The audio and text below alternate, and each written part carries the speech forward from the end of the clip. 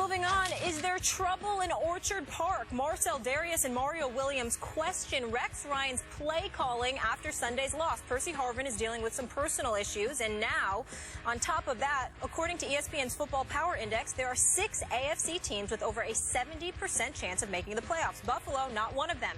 The Bills have a 30% chance of playing in the postseason. Skip, do you still have the Bills as a wild card team? Molly, Stephen A., I'm hanging in with those Bills as a wild card team, sort of the way you're hanging in with your Seahawks as a Super Bowl team and your Colts as a Super Bowl team, though you're really wavering on the Colts. But I'll be the first to admit I do not love what I have been seeing. The offensive struggles are understandable. The defensive struggles are unforgivable for a coach whose calling card is defense. A coach in Rex Ryan who I was convinced would have at least a top 5 defense this year. And maybe it'll turn back into one, but right now they're 16th in points allowed, which ain't very good for Rex Ryan. And by the way, Dennis Thurman is now calling defenses for Rex Ryan. At least that's what we're told. I know Dennis. I've given Dennis credit before. I've got to blame him now because maybe he's calling the defenses that Darius is taking shots at. Okay. So, but Rex philosophically is obviously the defensive coordinator. So, offensively, they have had injury upon injury upon injury. And when you have these kind of injuries, you're going to struggle because I think you had doubts about Tyrod going in. I didn't know for sure. I thought he could be pretty good. He's been very good when he's been healthy because I remind you, they wiped out Andrew Luck in that opener 27-14, and Tyrod starred in that game. And then against the Patriots, they did put up ultimately 32 points with 402 total yards. I thought Tyrod was pretty sensational in that game, even though he threw 3 picks that hurt them. Then they went to Miami and scored 41, but that's with some health. But when you start losing LaShawn McCoy and you don't have Sammy Watkins much, then you're going to struggle because they're not great offensively. I just thought they were going to be better than everybody thought, and they were until they started losing players. And now Tyrod can't play last week. E.J. Manuel gets thrown in, and they're just not good enough to beat the Cincinnati Bengals even in Orchard Park. So I get all that. I don't get the defense. They've lost Kyle Williams, who's an anchor of the defensive line for about a month with a sprained knee. Okay, but that's not enough to say, oh, wow, the defense is decimated. It's not decimated. Most of those players are pretty healthy, and they're not responding to the new coach, Rex Ryan, who I've called the best defensive coach in pro football, even better than Bill Belichick. And I don't know, maybe they're still reeling from what Tom Brady did to them because I think they thought they would again have Tom Brady's number.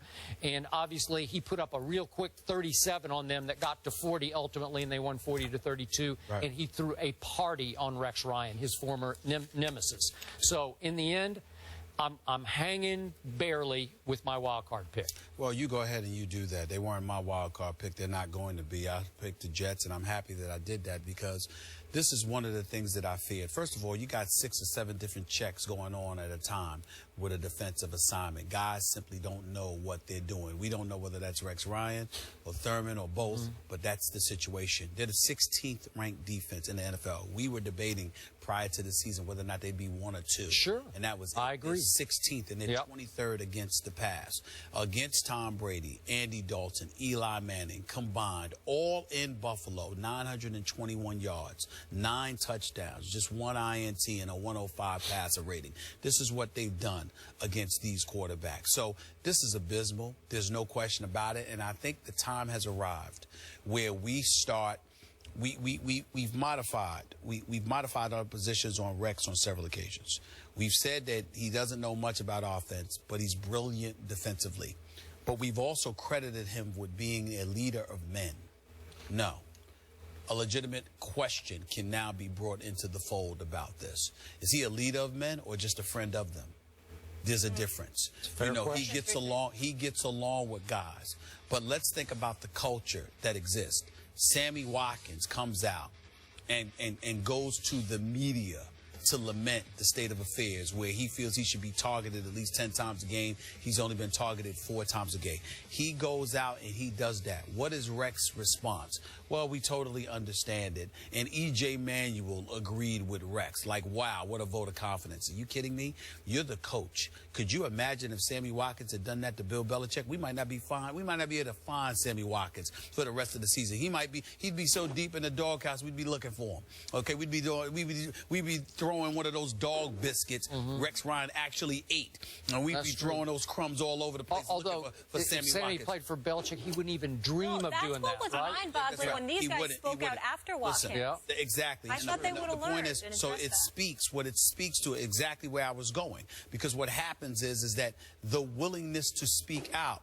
This is why individuals in positions of authority are incredibly reticent about connecting on a personal level with subordinates. Why? Because subordinates occasionally, anyway, tend to forget who is the authoritative figure.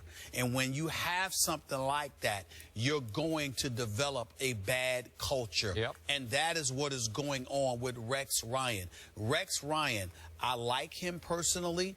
I respect his knowledge as a football mind, his brilliance as a defensive mind. But he has shown we have more than 3 years of evidence now that he's not a leader. He's more like a fan. And as a result, the players jump ship. And if we want to sit here, Skip, and take it a step further and teach young minds, aspiring athletes out there, what to think about and what to look for, you might shun authority on occasion, but at the end of the day, you respect it. Because those who aspire to be leaders and aspire to be great are always looking to be led first. And what we're seeing from Rex Ryan is an individual who's not leading. Yeah. Subordinates are standing up. They are not treating him like the boss.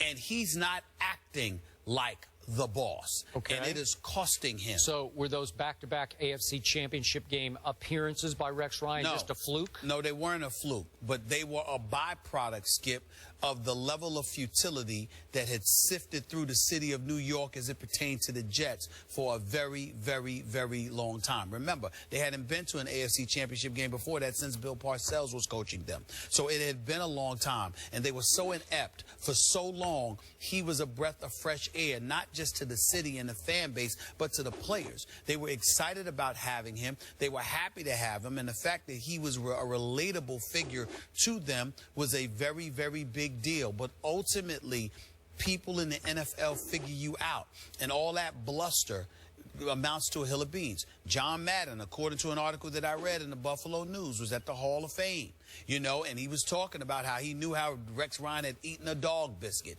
And, he was talking about it in fun, and he was very respectful. But he said, ultimately, when you are a head coach in the National Football League, you are not judged by your personality. You are judged by your success.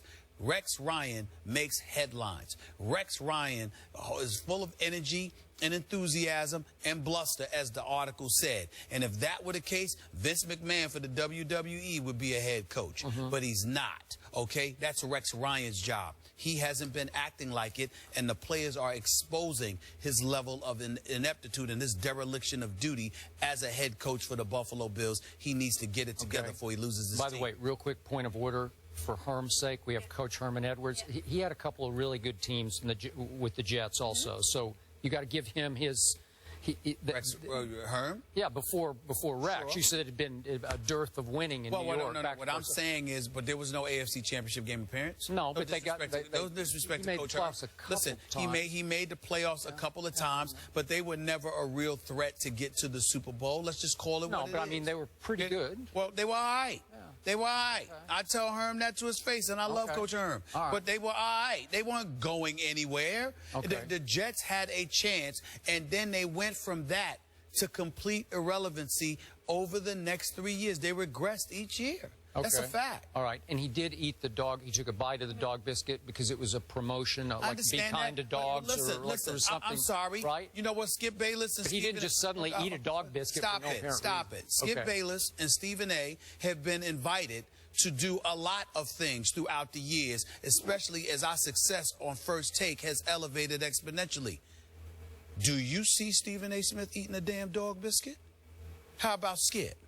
I'm a big no. You wouldn't waste calories on that dog biscuit. Let me tell you something right now. Nobody better not come to me and ask me to eat some damn dog biscuit. All right. No, it better not happen. Back on target to what we were saying. That is on target. This defense was fourth in scoring last year. So he inherited this ridiculous defense, and we all thought it was one of the storylines of the summer. Now we're going to have Rex Ryan there. They're going to be off the charts, and it just hasn't happened. Rex Ryan is a damn good football mind on the defensive side of the ball. But I do think a legitimate argument could be made that he's too busy befriending players instead of coaching them. Yep. And it's costing him. And if he's not careful, it's going to cost him his career as a head coach. Because after this, if this don't work out, Rex ain't getting another chance as a head coach. He'll be a coordinator, but he ain't getting another chance as a head coach if this don't work out. He better get it together. If the offensive players start to get healthy again, and Percy Harvin always has an issue with his health or some other issue off the field. I like Percy a lot. We have him on the show. But now he's another. He's been left. You mentioned that. I can't remember. He's been left home. He's dealing. And Tyrod Taylor's optimistic that whole And I don't know if he's going to be able to play or not, Tyrod. But if they get healthy, I still like them to get hot. There's too much talent. You could like them to get hot all you want to. We know that we expect them to beat Jacksonville. Jags in London. You know, Gus Johnson. Gus. I don't know how long he's going to last with his job. Let's just call it what it is, y'all. Y'all been around too long. Y'all know what time it is. You look at Rex Ryan. You know when a coach ain't coaching because he's too busy befriending folks. Authority is to be respected first, not liked. All right. You should hang out with my dad. His favorite thing saying to me growing up, "I'm not your friend, I'm your father." That's right. I was scared of him. Exactly. I say that all the time. Which of these guys would you start your NBA franchise with? We're switching gears to the association up next. We'll get into that on the other side of the break.